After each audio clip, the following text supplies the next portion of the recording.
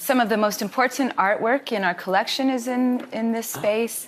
Some of the highest value paintings in the world. You can't get within miles of the Mona Lisa. What makes people think that there'd actually be a real Picasso in a toilet? They're going to lose all credibility.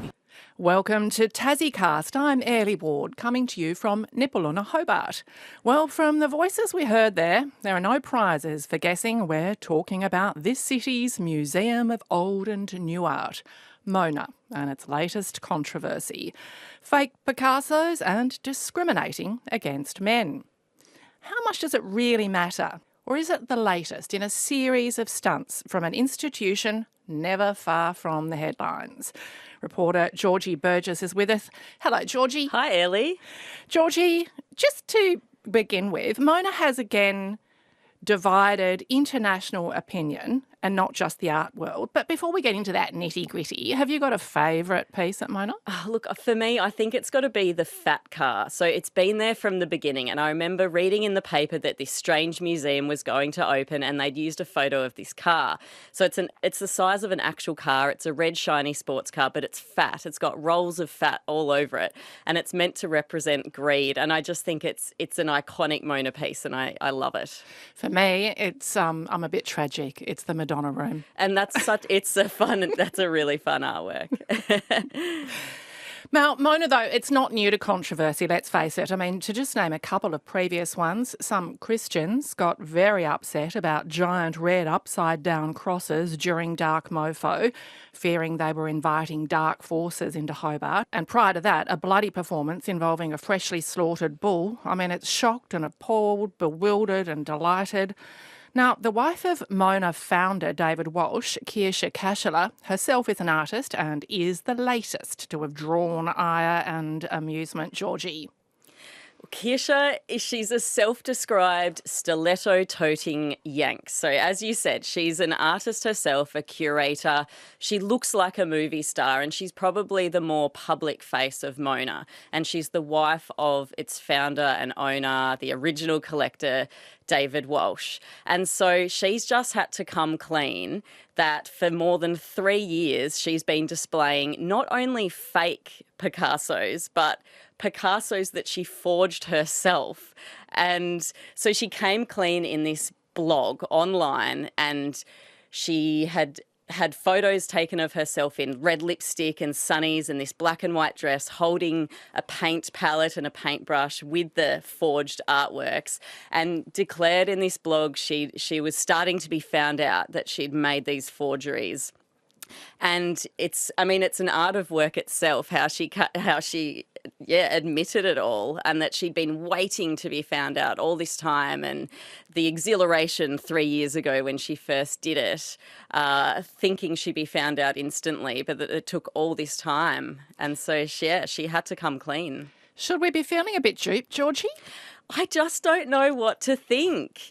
Should we, the ladies, be feeling duped because we were given fake Picassos, or should the men be feeling duped because they were restricted from seeing what they thought were real Picassos? I just don't know what to think. But at the end of the day, it just seems like it's a big piss take.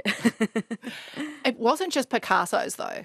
It wasn't just Picassos, no. So the Ladies' Lounge was described as this beautiful space for women. It's tiny. It's only 7 by 7 metres, but it's got green velvet curtains. She really talked up the valuable nature of the artworks inside, including a mink rug that had links to royalty and jewels that were family heirlooms, and these absurd stories that Picasso had summered with her great-grandmother and they were lovers, spears that were taken from Papua New Guinea in a 1960s voyage, but they were all fake. The spears were new, the jewels were plastic, the mink rug was polyester. So not so valuable, but, you know, who's saying how valuable art is?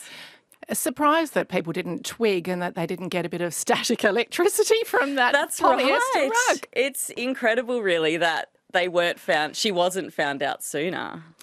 How many controversies at Mona have you covered over time? I mean, let's face it, they court controversy. The expressions of interest, though, for First Nations people who'd been colonised by the British Empire to donate their blood, which would then be put on a Union Jack flag and put on show, I mean, that drew absolute outrage, and they apologised for that. But is that the only time they've apologised? From memory, that's the only one they've actually apologised for and said, we got it wrong and we're pulling out of this, of going ahead with this artwork. The slaughtering of the bull went ahead despite thousands of people joining that petition. The nude swim happens every year. But I think my favourite controversy from Mona was one morning when Dark Mofo was starting, these giant red crosses just appeared on the waterfront, but they were inverted. And in inverted cross, they've got a lot of different meanings, but a more common meaning is links with Satan or being anti-Christian. And I called a few members of the Christian community that morning to ask what they thought, and a lot of them were very offended. And I did an interview with a Christian leader, and he said that he was worried that Mona was inviting the devil into Hobart. And, of course, that made a headline, and it's probably just what Mona wanted. A lot of people read that story. Do you think this latest Picasso scam, though, has damaged their reputation in the art world globally? It just doesn't seem like it has. It seems that no one in the art world wants to admit that they don't understand the artwork. So it seems to have got a round of applause from a lot of art critics for being clever. And, Picasso had a somewhat problematic relationship with women. So why shouldn't a woman forge his work as part of an artwork itself? And one of the interesting things is in Kirsha's blog, when she comes clean about it all, she talks about the conflict that she had because shortly after the forgeries, she actually managed to acquire a collection of genuine Picasso ceramics herself, presumably for the museum. And she speaks about that conflict between valuing his real works and forging them herself. And she even says she visited the Picasso Museum in Paris after she'd committed this act of forgery. And she couldn't believe it that of the 50,000 works Picasso had created, one of the pieces she forged was like on display, front and center. And she thought, oh, he's collaborating with me. So I just haven't seen any major criticism for this forgery. We've established it's part of Mona's MO, courting controversy, making sure they're talked about it. And yep, we're guilty of doing it here. We're buying into it. But the museum, Georgie, is a major draw card for Tasmania's visitor economy. About 1 in 5 interstate and international visitors have gone there since it opened in 2011. I mean, that's not small fry. But what's the vibe locally here to the latest Picasso fakery? I think there's a lot of forgiveness because people love David Walsh. They love that he brought Mona to Hobart. It changed our tourism economy. So I think there is a lot of forgiveness. But there were some real criticisms locally as well. Someone raised the point, is it a bit, it's a bit off presenting those spears from Papua New Guinea as antiques when they were new? And a lot of people also said, well, you were presenting this space as a treat and a special place for women, but you were actually presenting them with this fake crap, arguably. So there were a range of differing opinions, but was it different? Was the local response different from people from interstate? I mean, because this went off in terms of, as we know, ABC Online. It did. And Kirsha herself says the story went into 160 different languages. But yes, the opinions did seem to differ between the local audience and the interstate audience. Locally, there were a few comments, well, how can we believe any of the artworks are genuine in Mona? And, you've duped women. You've actually presented them with fakes when you said it was a space to treat them as a reward for, years of disadvantage. But interstate, it was, oh, Kirsha, she's amazing. She's so funny. I love this woman. Like, incredible stuff. How wonderful. So there were some differing opinions depending on where you were. Georgie, before being flushed out, these fakes had been hanging in the ladies' lounge. That was another piece of art by Kaechele. Green silk curtains, the only males were butlers serving the ladies champagne, and entry was watched over by a concierge who denied blokes entry. Here's Kaechele explaining why she created it. I just felt it was really great to have a ladies' lounge that excludes men and is an oasis for women, a place for women to retreat to escape the patriarchy, to enjoy the company of each other and indulge in a beautiful experience. But Georgie, as we've discovered, that beautiful experience was a bit of a mirage. Yes. So the ladies' lounge, as you said, it was a lounge for ladies, people who identify as ladies. Part of the artwork experience, she says, is that men were not allowed inside and that men were actually experiencing the artwork through their rejection of not being able to see it. And during the tribunal hearing, actually, it came up. If it was a plain white room with nothing but some champagne, did it still hold that value? And Kirsha said yes, because the experience for men was being rejected from the ladies' lounge and not being able to experience what was in it, even if there was nothing in it or if there were genuine Picassos. So, look, it was a mirage. It was full of stuff, I guess you could say, that wasn't actually valuable. But Kirsha says that's part of the whole experience. Defining value. Well, we'll get to that, the tribunal hearing, because this Picasso ruse was found out because the Ladies' Lounge received international attention after a New South Wales man who visited Mona last year and was denied entry to that lounge because, well, he's a bloke. And fun fact, it was April Fool's Day that he went there, Georgie. Now, Jason Lau lodged a complaint with Equal Opportunity Tasmania, and that complaint was then referred to Tasmania's Civil and Administrative Tribunal by the Anti-Discrimination Commission. And he won. Mona lost and the lounge had to close. Georgie, can you talk us briefly through the tribunal's decision there? Yes, so as you said, it was all based on this New South Wales man who paid his $35 entry fee and he was denied entry, and he thought that he was discriminated against. And so in the hearing, the Mona party, the Mona team really tried to argue that in Tasmania's anti-discrimination laws, there's an exemption if you're creating sort of a place for equal opportunity. And they tried to make that argument that the Ladies' Lounge was in fact a place for equal opportunity because women have suffered discrimination and disadvantaged for hundreds of years and still do. And the deputy president of the tribunal wasn't really having that argument. And look, he found that Mona did directly discriminate, and it was his job to look at this conflict. And the conflict was an artwork that deliberately and overtly discriminates against someone based on gender, and it conflicts with our state legislation, which tries to stop discrimination. So he found Mona had directly discriminated against Mr. Lau, and they needed to either let men in to the Ladies' Lounge or shut it down within 28 days.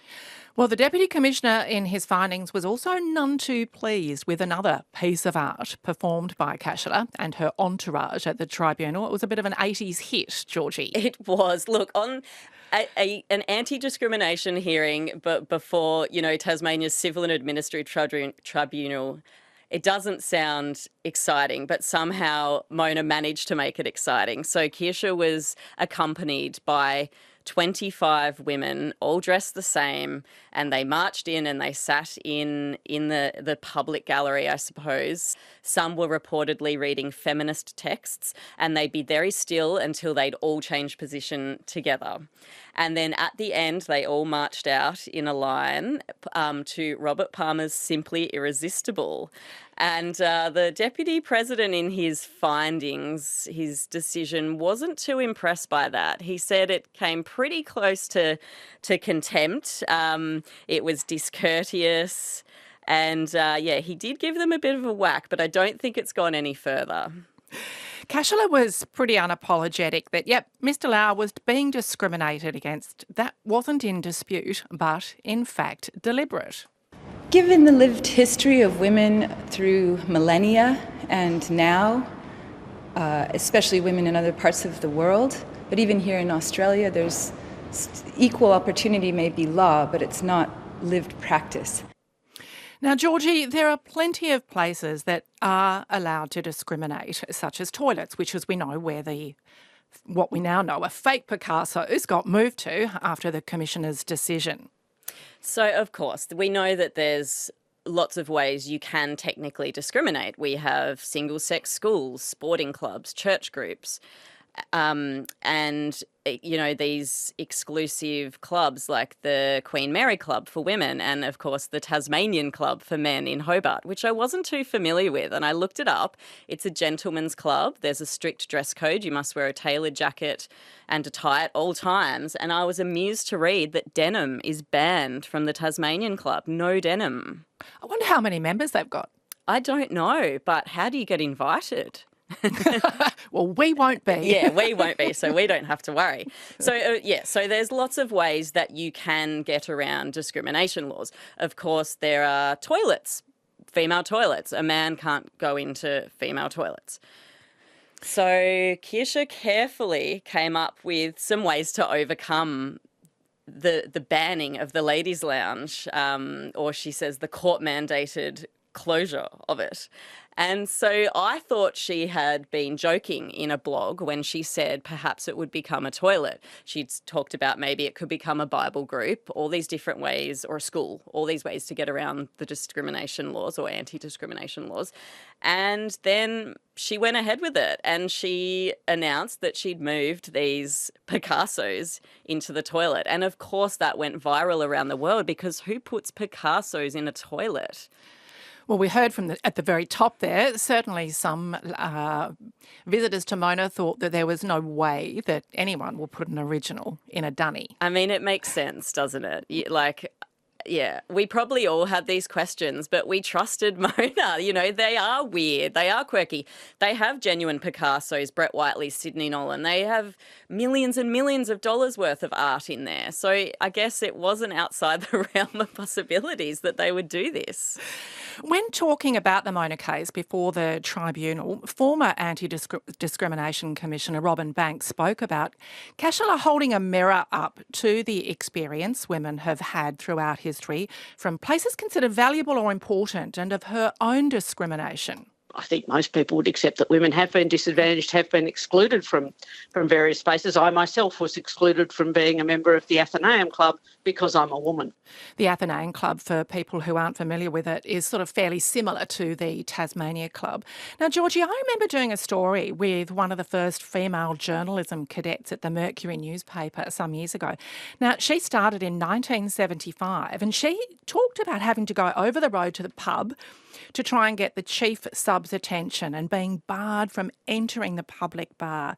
And you can go into towns across Tasmania where the local still has that sign, you know, those swinging doors, ladies' lounge. So not all that long ago, is it? No, and Kirsha herself said in the hearing that several years ago during a trip to Flinders Island, it was suggested to her when she was in the local pub that she might prefer to sit in the ladies' lounge. So all these themes are weaved through the evidence that Mona gave during that tribunal hearing about the discrimination that women have faced and that women have been prevented from entering so many spaces over the course of history. That isn't it time that the ladies could have this space in Mona just for ladies? Well, Kaechele and her legal team have lodged an appeal in the Supreme Court. They reckon the law was misinterpreted by the Commission. They do. So I've acquired the appeal documents that they've lodged with the Supreme Court, and yeah, I can confirm that's going ahead. There's not a hearing date yet, but they really want to continue to unpack that argument that the ladies' lounge is a place for equal opportunity. And as you'd expect, the appeal documents are a cracker read, and they want to further fight out the argument of gender imbalance, the supremacy of men, that power in the world that lies with men, and the societal disadvantage of women, among other arguments. And it's funny because in her blog, Kirsha says she never saw herself as a hardcore feminist, but she says after this experience, she is now a hardcore feminist. In a recent interview, Georgie, she spoke about a piece she was hoping to bring into whatever replaces the Ladies' Lounge or if it reopens. And she talks about Duchamp's Fountain. Now, you're not alone if you've never heard of it. I hadn't, but I did a little arty dive. Duchamp's Fountain was a ready-made sculpture by Marcel Duchamp from 1917, and it's a porcelain urinal which was turned upside down, signed with a fake name. Anyway, art historians regard it as a major landmark in 20th century art. Kaechele clearly loves her toilet humour. She does. And look, I wouldn't put it past her to make that happen.